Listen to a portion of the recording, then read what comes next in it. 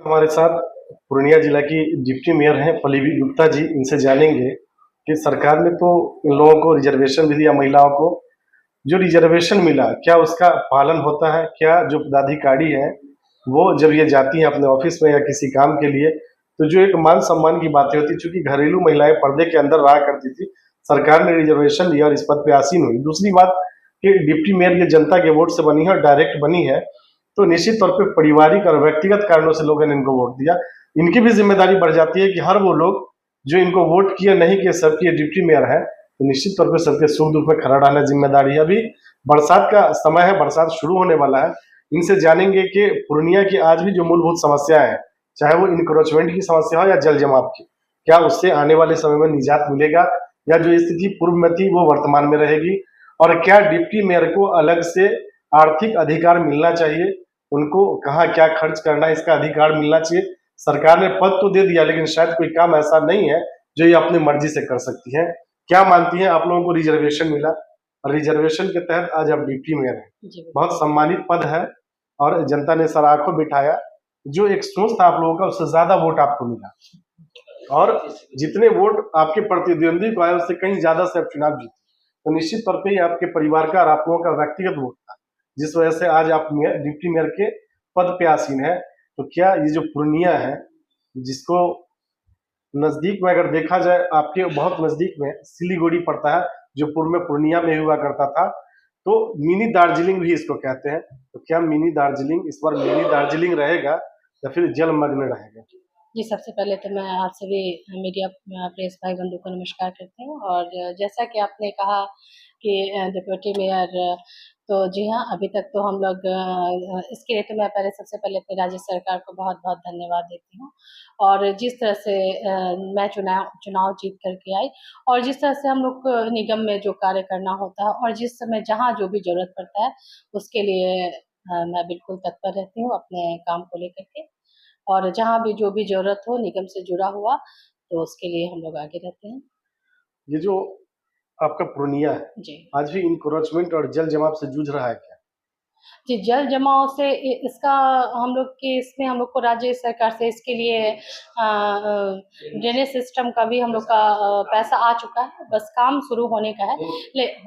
काम भी शुरू हो गया है, लेकिन जहाँ भी जल जमाव की जो समस्या होती है उसके लिए निगम के द्वारा जहाँ भी अगर पानी जमता है तो उसके लिए निकालने के लिए उसके लिए व्यवस्था किया हुआ है। तो जहाँ भी ऐसा होता है तो उसके लिए निगम के द्वारा करवाया जाता है। सरकार ने डिप्टी मेयर का चुनाव जी। किया, आप लोग लड़ी और जीत के आए, तो जो सोच था आप लोगों का चुनाव से पूर्व, क्या वो अधिकार मिल रहा है अभी आप लोगों को?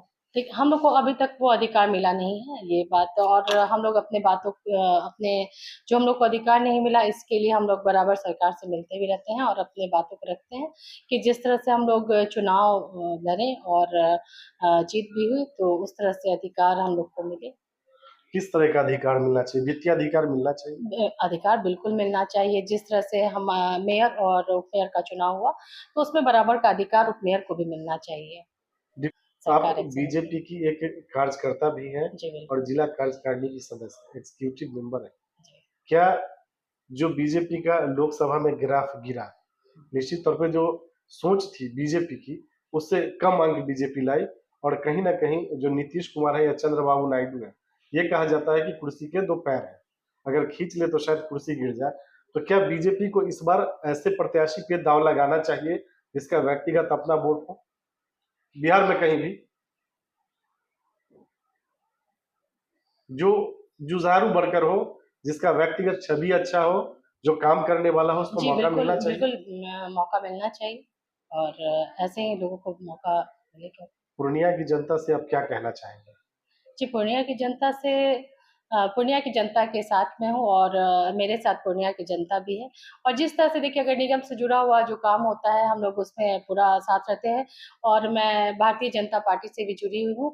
तो हम लोग को पार्टी के द्वारा भी जो भी काम मिलता है, तो उसके लिए हम लोग हमेशा तत्पर रहते हैं और उस काम को अच्छे से करते ये भी जो हैं। आपका परिवार है, आपका परिवार मीन्स आप जिस घर की बहू हैं, जी। वो घर बहुत पुराना जी, बिल्कुल। आरएसएस सोच का लोग हैं जी, जी। और निश्चित तौर पे उस जमाने में हाँ, जब आरएसएस में लोग ही नहीं थे, दिया छाप हुआ करता था, शायद उस जमाने से है, जी। तो आप लोगों की भी सोच यही है कि ऐसे लोगों को मौका मिलना चाहिए जो जुझारू हो, बिल्कुल। काम करने वाला हो, इच्छा शक्ति मजबूत हो। जी हाँ। चलिए पल्लवी गुप्ता जी, हमसे बात करने के लिए बहुत बहुत धन्यवाद। सीमांचल के इलाके का पूर्णिया जिला और बिहार का बहुत पुराना जिला, पुराना शहर है, यूं कहें तो आज भी लोग इसको मिनी दार्जिलिंग कहते हैं। हमारे साथ अरविंद कुमार जी हैं, जिनकी प्रसिद्धि भोला जी के नाम से है, भोला शाह है, और बीजेपी के प्रदेश संयोजक हैं बागवानी प्रकोष्ठ के। निश्चित तौर पे एक अजूबा शब्द मिला, बागवानी। आज के समय में व्यवसायी लोग ऐसे व्यवसाय से जुड़े होते हैं जहां बहुत कम समय में चाहते हैं कि ऊंचाई पे चढ़ जाए और जो बुलंदी होती है वहां तक पहुंचे। लेकिन निश्चित तौर पे ये जो बागवानी एक शब्द आया है, इनका एक नर्सरी भी चलता है जो बड़े पैमाने पर चलता है और लगभग हर तरह का पेड़ वहां मिलता है और पाया भी जाता है।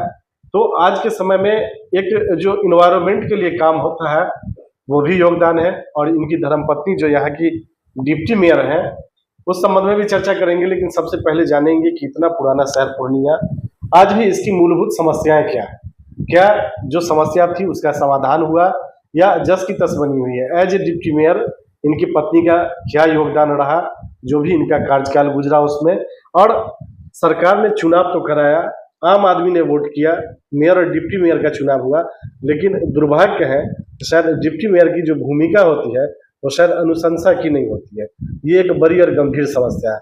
उनकी जानकारी में, उनके देख रेख में कौन काम कैसे होना चाहिए ये तो होता है, लेकिन जो अर्थिंग व्यवस्था होती है, अर्थ का जो पावर होता है, शायद उनसे अलग कर दिया गया। तो निश्चित तौर पे सरकार को भी ये सोचना है कि ये जो संघ है, इनका जो एक प्लेटफॉर्म है, वो भी लगातार सरकार के खिलाफ आवाज उठाती रही है।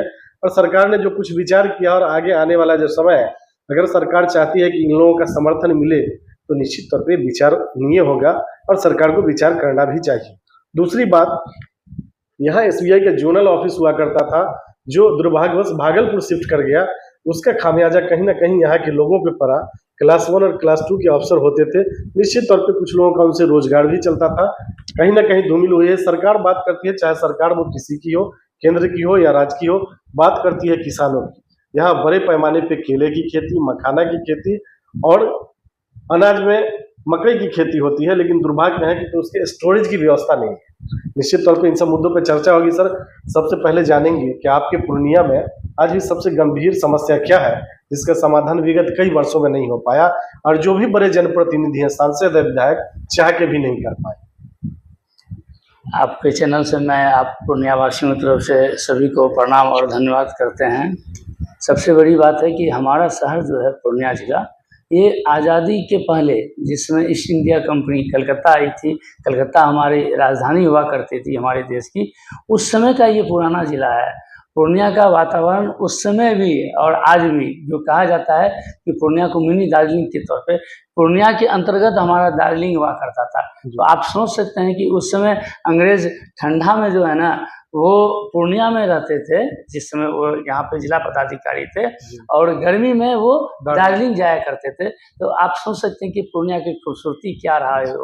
आज उसी खूबसूरती को आज 250 वर्षों के बाद भी पूर्णिया का पुत्र मैं और कोसी एक नर्सरी का हम उस समय 2009 में तत्कालीन डिप्टी सीएम सुशील मोदी जी थे और उस समय हमारे एमपी पप्पू सिंह जी थे, उनके द्वारा पूर्णिया कोसी नर्सरी का हमने उद्घाटन किया। और आज हमको गर्व होता है कि पूर्णिया का ही नहीं, पूरे बिहार के एक बड़े नर्सरी में हमारे नर्सरी का जो 30 एकड़ में मेरा मदर प्लांट, जो पहले बाहर से लोग प्लांट को लाकर और लगाया करते थे और हम यहाँ पे लोगों को रोजगार दिए, करीबन 100 लोग को व्यक्तिगत तौर पे। पहले किसान की आर्थिक स्थिति बहुत अच्छी नहीं हुआ करती थी। मकई, आज यहाँ पे हम लोग मकई अच्छा उत्पादन करते हैं। हमारे क्लाइमेट में मकई का अच्छा उत्पादन होता है और हम गर्व से कह सकते हैं कि आने वाले समय में जिस तरह की आप यहाँ से बैंकॉक, आप नाथुला बॉर्डर से ही जा रहा है, तो आने वाले समय में पूर्णिया में और विकास की गति पकड़ेगी। मकई की बड़ी बड़ी कंपनियां जो फूड प्रोजेक्ट मतलब मकई प्रोसेसिंग प्लांट लगाने के लिए आज बियाडा में करीबन 20 से 22 फैक्ट्री लग चुकी है। सरकार और प्रयत्न कर रही है, डबल इंजन की सरकार लगातार प्रयत्न कर रही है कि पूर्णिया का विकास कैसा हो। ये दुर्भाग्य की बात है कि हमारे बैंक जैसे जनरल ऑफिस यहाँ से चला गया। ये हम कह सकते हैं कि हमें कुछ जनप्रतिनिधि की कमी के कारण ऐसा उदासीन रवैया। उदासीन रवैये के कारण कह सकते हैं कि चला गया। इसमें कोई शक नहीं है कि यहाँ ये मिश्रित समाज के लोग हैं, सभी समाज के लोग यहाँ रहते हैं और कोशिश करते हैं कि हमारा शहर कितना अच्छा हो। इसके लिए हमारी मतलब खासकर हम नीतीश कुमार जी को धन्यवाद देते हैं कि उन जिस तरह प्रधानमंत्री जी महिला को आगे किए 37% आरक्षण दिए हैं, उसी तरह नीतीश जी भी यहाँ महिला को इस बार नगर निकाय में आरक्षण दिए, महिलाओं को आगे ला रहे हैं। वार्ड पार्षद में भी आरक्षण है, तो उसी निमित्त हमारी पत्नी भी इस बार नगर निकाय का चुनाव लड़ी और गर्व के साथ कह सकते हैं कि उसका जीतने का जो अंतराल है वो 18,500 से लीड की, ये बहुत बड़ी है और अपना मेहनत की। तो निश्चित तौर पे ये आने वाले समय में हुआ। आने वाले समय में कहने का तात्पर्य है कि ये पूर्णिया की बहू, पूर्णिया की बेटी आने वाले समय में और पूर्णिया के विकास के लिए अच्छा काम करेंगे। अब एक सवाल ये है कि जो भी सरकार हो, चाहे मोदी जी हो या नीतीश कुमार हो, ने महिलाओं को रिजर्वेशन दिया, क्या विधानसभा में भी महिलाओं को रिजर्वेशन मिलना चाहिए? वो तो चल ही रहा है, आप देख रहे हैं पार्टी, आप देख सकते हैं पार्टी कितना बड़ा विचार करी। आज द्रौपदी मुर्मू जी हमारी राष्ट्रपति हैं, इससे बड़ा क्या बात हो सकती है। देश के सर्वोच्च स्थान पे ये भाजपा उनको वहाँ रखी है। आप देख सकते हैं पूर्णिया का विकास का, इसका पूर्णिया का महत्व क्या है कि आज माननीय लेसी सिंह जी धमदार विधायिका आज हमारे वो मंत्री हैं, कैबिनेट मंत्री हैं राज्य सरकार में, ये पूर्णिया की ही है। पूर्णिया की कोढ़ा से विधायिका हैं, कटिहार से 2 विधायिका हैं। ये तो आप देख रहे हैं, चाहे राज्य सरकार हो या केंद्र सरकार, महिलाओं को आगे बढ़ा रही हैं, महिला आगे बढ़ रही हैं, स्वावलंबी बन रही हैं। आपके पूर्णिया शहर में अतिक्रमण और जल जमाव समस्या मानते हैं क्या? हमारे पिताजी भी जो है 1973 में भी वार्ड पार्षद रहे हैं। 1973 में 73 हमारे पिताजी 78 में भी 83 3 बार लगातार वार्ड पार्षद भी रहे हैं। हमारे पिताजी विश्वनाथ साहब इसी वार्ड से रहे हैं, वार्ड नंबर 15। उस समय वार्ड नंबर 4 हुआ करता था, उस समय नगर पालिका हुआ करता था। उस समय केंद्र सरकार की कोई योजना नहीं आती थी, राज्य सरकार की कोई योजना, स्वावलंबी अपना बोर्ड होता था, उससे हम लोग टैक्स जो है करके ही स्टाफ और शहर का विकास। आज हम लोग खुशनसीब हैं, पूरे इंडिया वासी शहर। आज जो आप देख रहे हैं मोदी जी का एक सपना जो है कि हर शहर स्मार्ट सिटी हो, उसके निमित्त केंद्र सरकार और राज्य सरकार स्पेशल पैकेज दिया जा रहा है कि हमारा शहर कैसे अच्छा हो। हम उस टैक्स से कुछ नहीं कर पाएंगे, लेकिन जब तक स्पेशल पैकेज हमको नहीं मिलेगा और हमारे लिए केंद्र सरकार और राज्य सरकार 70% पैसा उन्हीं लोगों का है और विकास आपको दिख रहा है। इसमें कोई शक नहीं, आने वाले समय में मैं दावे के साथ कहता हूँ जिस तरह से यहाँ काम हो रहा है पूर्णिया नगर निगम में, पूर्णिया बिहार का सबसे खूबसूरत, चूँकि पूर्णिया के चारों ओर नदी है, पूर्णिया वास्तव में बिहार का सबसे खूबसूरत साफ सुथरा जिला में गिनती। पल्लवी गुप्ता जो यहाँ की डिप्टी मेयर है, वो विधानसभा चुनाव लड़ेंगी 20 का 25 का। ये इस पे कोई भाजपा का एक हम सामान्य कार्यकर्ता है, भाजपा का एक कार्यकर्ता, एक विधायक नहीं, एक मंत्री ही नहीं, मुख्यमंत्री का दावेदार है। उसमें इतने संस्कार भर दिया जाता है कि वो किसी भी दायित्व को निभाने के लिए भाजपा का कार्यकर्ता, आपको माननीय प्रधानमंत्री जी बोलते हैं, मैं प्रधानमंत्री नहीं हूँ, मैं भाजपा का एक कार्यकर्ता हूँ। इसीलिए भाजपा का एक कार्यकर्ता किसी भी जो भाजपा उसको दायित्व देगी वो हर पार्टी का कार्यकर्ता उसको निभाने। चलिए भोला शाह जी, हमसे बात करने के लिए बहुत बहुत धन्यवाद।